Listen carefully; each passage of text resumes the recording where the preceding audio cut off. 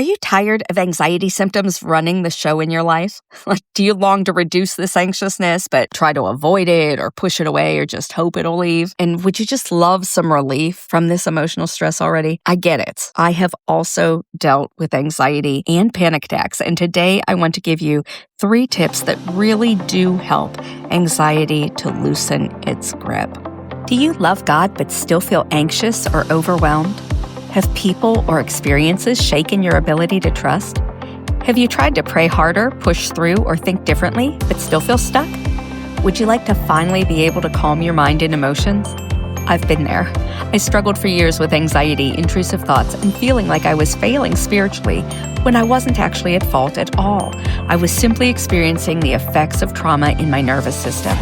Now, as a licensed professional counselor and certified EMDR therapist, I help other Christian women to understand and process what's happening to them so that they can experience the healing that Jesus provides through good therapy.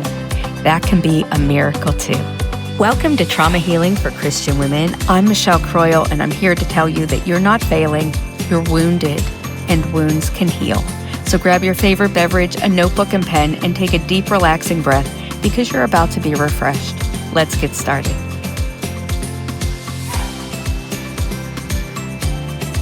Now, I remember having anxiety back in kindergarten. I was terribly anxious in kindergarten. In fact, I would get stomach aches every day before I went to school. It actually started earlier than that. It started with swimming lessons. So my mom had signed me up for swimming lessons at the YMCA, and I had a nasty teacher.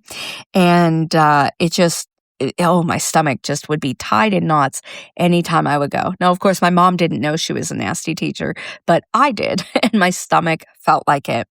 And so I started to say, anytime I'm away, I'm not safe or something bad could happen because it felt like that. And so by the time I went to kindergarten, I was having some serious separation anxiety. I was having a lot of disturbance in my nervous system.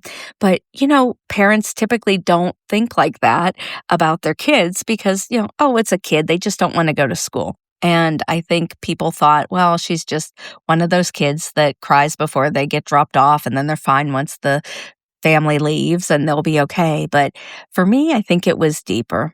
And I really felt this ill at ease in my stomach, and it sort of followed me my whole life in different capacities. And so eventually, as an adult, after my second child was born, I started having panic attacks. Earlier in my 20s, I had some social phobia and anxiety. I didn't even know that it was anxiety. I wouldn't even know to tell you that. I know now looking back because of the symptoms and having the words and having the understanding and seeing the patterns that that's what I was dealing with. And it was a lifelong battle. It's only been in the last maybe decade and a half that I've really felt like anxiety isn't a constant companion. And it's been very nice. It is possible to lessen anxiety. As our pastor recently just said, where the Bible says, don't be anxious about anything. That's not saying that you're not going to feel anxious, but he described it as, don't let that become your identity, that's how you live, that you live as an anxious being. Get that comfort that you need. And one of those ways to do that is through therapy, because anxiety can really ruin lives if we let it. It's one of those things that it can build and build and build. So one anxiety can lead to, I'm afraid of that. Maybe it makes sense to be afraid of this next thing. And honestly, that's not actually a really good way to live, right? It's very unpleasant. So when we can realize that there are tools and there is help available, we can then do something about it. So now I know how to use my skills. I know how to regulate my emotions. I know how to calm my body. I know how to self-soothe. I have a whole set of tips and tricks that I use. I understand anxiety so I can ride it out more if the waves start to come. But basically, I can get back to baseline really pretty stinking quick. And I love it. I'm not overwhelmed as much. I'm not flooded by it as much or as often. And I can just ride it out more easily and it resolves much faster. So here are some of the things that are beyond the typical deep breathing. Okay. If you want something more, if you've tried that, it does work, but you might have to work with it to figure out how it works for your system. But there's also some other stuff that you can do. The goal isn't for you to never have anxiety for the rest of your life. The goal is for you to be able to get back to a relatively peaceful baseline faster, quicker, sooner, to be able to get back to a more pleasant, stable place in your body, mind, emotions, and world. And the recovery can be quicker with some of these techniques. So, here are the tips. You don't have to be doomed, and if anxiety does come knocking, that doesn't mean that it's a life sentence. It's just oh, okay, that's a feeling, and I know how to get through this feeling, just like anything else in life. It's not that you're like, oh, I have to prevent anything unpleasant at all costs. It's no, if there's something unpleasant, I can get through it. Here's how I get through it. And then there's a plan for that. So let's look at what the experience of anxiety really does in the body, right? It tenses it, it activates it. There are so many changes that happen on a chemical level to ready you for fight, flight, or freeze, right? So the thing that your body is trying to answer is, what is the safest way to keep this person alive right now? And that is basically the main point of this fight, flight, or freeze system, is to say, we're preparing you to live, right? But sometimes there are emotional things that can feel so overwhelming that it's not actually physical danger, but you feel as your system feels as if this isn't met. It could be a threat to my survival. It could be a threat to my safety. And so that actually is also something that can register as trauma. So your nervous system might be asking things like, how do I keep her from getting hurt again? How do I protect her from a situation that reminds her of a past painful experience? Should I avoid this? Should I stay here? Should I flee? Or should we shut down? What's the safest thing? Oh my gosh, I feel that sensation in my body. Maybe I should run away. Maybe I should fight back. When your system is overwhelmed, your nervous system is going to take over. It is going to pause the logic and the rational, and it is going to say, this is through my fast calculations of trying to protect you your whole life. This is the best calculation. Move now, or do this now, or get angry now, or whatever, because your system is going to try to get you into survival. And so whether there is a current stressor or an old trauma memory, an emotional sensory experience that your body's perceiving, emotional overload, if it moves into anxiety or panic and you want to do something about it, it is not a failure on your part. It's your nervous system trying to protect you the best way that it knows how. And so when you know how to make friends with your nervous system, it really can help, right? So that matters. Knowing that your nervous system is not out to get you. It's overly strained. It's trying to keep you safe. It's trying to protect you and keep you alive. When you can understand anxiety as a protective response that may have run amok, like a fire alarm that is just being set off because there's some steam from some water boiling on the stove and it's not really a fire, right? It's an irritant, but it's not a determinant of something bad. And so God designed our bodies to spend most of our time in a restful state. And when we can be in that restful state, it's much more pleasant, right? But when the fire alarm goes off, we're like, is there a fire? Isn't there a fire? And our system's waiting for more information, right? And sometimes we don't know because our nervous system gets so activated that that noise from that alarm, like that panic, those racing thoughts, that heartbeat that's jumping out of your chest is just like the fire alarm going off. Is this real? Is it not? Am I in danger? Am I not? And when that happens, it's really hard to figure out what to do next. So we want to be able to say, hey, there you are, my friend. There you are, anxiety. Hey, I'm not going to push you away. I'm going to hear what you're trying to tell me. And when I hear you, you're going to be able to relax a little bit. And when you can relax a little bit, you're going to be able to tell me what you're noticing. And when you tell me what you're noticing, I'm going to be able to be more relaxed and be able to bring my logic and rational brain on and go, oh, no, that's not a real threat. That's a memory of a threat. Or, oh, yeah, I can understand that. What if we meet our needs this way, but we don't have to go getting all crazy about it. Let's just take it one step at a time, right? And so we can make friends with our anxiety and our logical thinking, our rational thinking, our more rest and digest, present, relaxed muscle body that feels much better in time and space can help inform the limbic system stuff of the anxiety that, no, we're okay here. It's okay. You can dial it down a notch.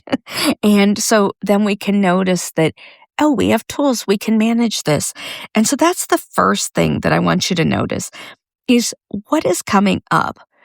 What alarm bells are going off in your physical body?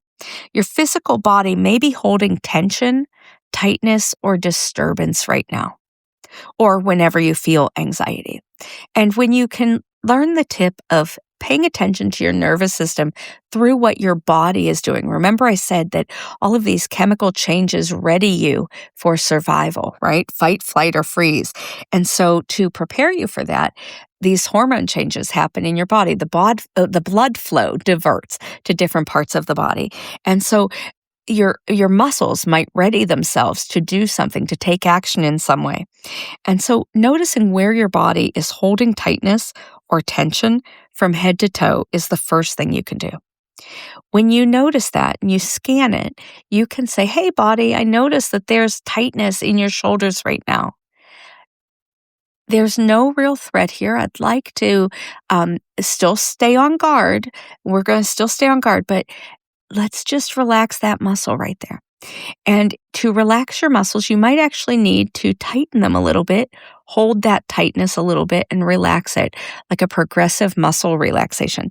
That tip can really help because it allows your system to go, oh, I didn't even realize that I was that tight or tense or disturbed. And now that I've relaxed the muscle, oh, that feels better. Oh, and I'm safe to take time to focus on relaxing the muscle. It must not be a real thing. It must be a false alarm. Oh, well, if I can relax that, maybe I can relax my back, or maybe I can relax this tension that I'm having in my jaw, or maybe I can relax this breathing tension and do some slower, deeper breaths to help myself regulate myself more. So calming the physical body is the first go-to. Your physical body is going to ready you for action, whether you think about it or not. It's just out there going, if I sense a threat, I don't care if it's a false alarm, I'm going to warn you, lady. And so your job is to go, okay, I'm noticing that you're warning me. Let's see what's going on. I'm paying attention to you. Oh, I'm noticing that. Okay. I see that you're feeling tight. Let's relax a little bit. Let's take a moment, look around. Is there really a threat? No, but thank you for letting me know. And your system can go, okay, I can relax those muscles now. She's telling me I can relax. Okay, good. And then that allows your body to regulate and the cascade of changes on a chemical level to start to work themselves out of your body so that you can be more comfortable in your own skin again. It does take time sometimes, though. So don't expect it to be instantaneous, but it still doesn't mean you're in danger. It's just leftovers from the fire alarm or the fire drill, so to speak, right? If you have a fire drill at work or at school and you leave the building and then you come back in, it takes some time to get adjusted for all of that hubbub. And that's kind of what happens after we recover from a false alarm in our nervous system from anxiety. Again, it is just trying to keep us safe. So we want to try to help your body to relax through the deep breathing, relaxing the muscles, gently stretching, shrugging your shoulders up and down, unclenching your jaw, softening your hands, going limp like a rag doll for a moment, removing your tongue from the roof of your mouth. These are all things that can help. Massaging your earlobes, all beneficial ways to get back into the rest and digest parasympathetic nervous system. Number 2 for a tip is to ask your body, what it's trying to tell you. So notice where you feel the anxiety in your system and talk to it. So if I have tension in my jaw, I literally will notice it and whether silently or out loud, say, "Hey, jaw, I notice you have tension right now. What are you trying to tell me?" And oftentimes it'll clue me in to the thing that it's trying to tell me.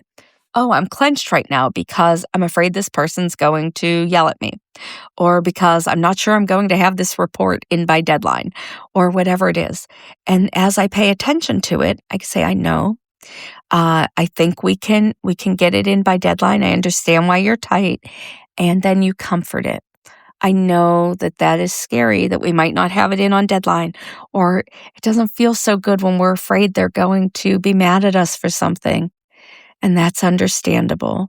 And I've got your back. We can handle this. We'll be able to file an extension for the deadline, or we'll be able to apologize if we did something wrong, or we'll be able to lock the door so the person who's angry can't come in, or whatever, right? But we pay attention to what our body signals are telling us, and then we soothe them. We meet the need. So if you're sad, the need that you have is to be understood or comforted or consoled, right? If you're mad, you need to possibly be reassured or given space to breathe and to let the tension come off.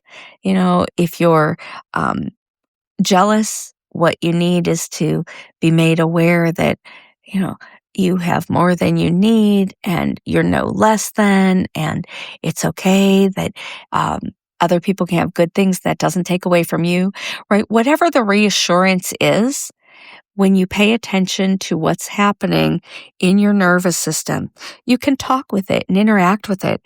Ask your system what you need.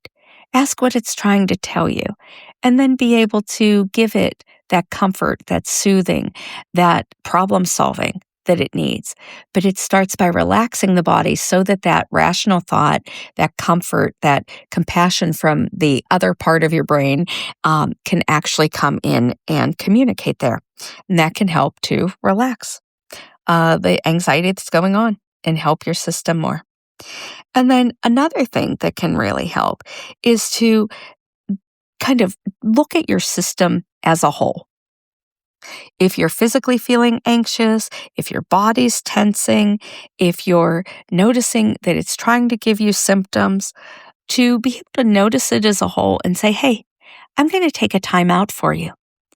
You are worth it to me. So instead of pushing through on that work project, or instead of staying in that room where, you're afraid you're about to erupt, or you're afraid you're going to get slammed by somebody's nasty words, or instead of, engaging in road rage with somebody who almost cut you off, it's okay to take time and go, I'm noticing the temperature is getting kind of hot in here. Things are kind of revving up, and I'm going to take 5, right? I'm going to take a break. I'm going to step away for 5 minutes. Or I'm going to step away for 10 minutes. I'm noticing the overall temperature of my nervous system right now, and I'm going to honor it. It's okay to honor it and say, you know what? I'm getting a little too much going on here. We're going to go let it dissipate. It's kind of like brain freeze, right? If you have something that is so cold that it gives you that headache, then you're like, okay, I'll have some room temperature or maybe even a little bit of warmer water. It'll help it to even out easily and feel better, right? It's like that. When your nervous system gets too hot, we need to cool it down. So it's kind of the opposite, right? Like, how can I cool down all of this intensity that is now piled on me? And one good way is to simply respectfully step away. Hey, excuse me a moment. I'm going to go to the restroom. Hey, I'll be right back. I need to step out. Hey, I need a fresh air break. I'm just going to go get a few breaths. We could talk about this in half an hour, okay? Meet you back. Whatever it is. Or, hey, self, have we had lunch today? Let's go take a bathroom break and go get lunch, take a walk around the block, and then we'll come back to this problem, right? When you can meet your needs with self-soothing and awareness and relaxation techniques, you can take that intensity of the anxiety and give your system something to do with it so that it can release it and it can lower back to a more relaxed muscle body, which is where you're then back into the parasympathetic nervous system, the rest and digest, more comfortable place to live. And I hope those 3 tips were helpful for you today. The content that you heard today is for educational and informational purposes only. It is not to replace professional therapy and is not to be considered a professional therapeutic relationship. If you would like to work with me, please reach out through the contact link in the show notes. I'd love to hear your story. And if you liked what you heard today and would like to share it with somebody or leave a rating and review, we greatly appreciate it so others can listen in too.